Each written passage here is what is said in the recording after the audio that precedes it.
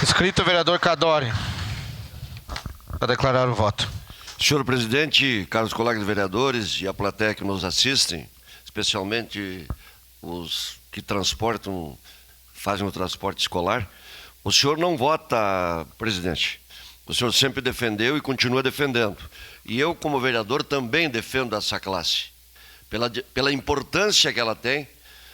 Transportam vidas, transportam crianças, a responsabilidade é muito grande. Os pais confiam muito em vocês, pela qualidade que vocês têm, pela atenção que vocês têm.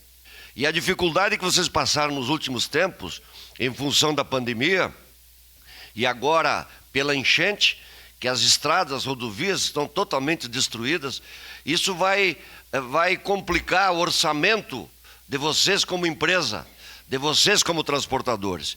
Então esse projeto recupera um pouco, não na totalidade, porque a gente sabe que precisamos fazer muito mais, mas eu faço essa fala me solidarizando a vocês e dizendo que contem sempre comigo na defesa da profissão de vocês.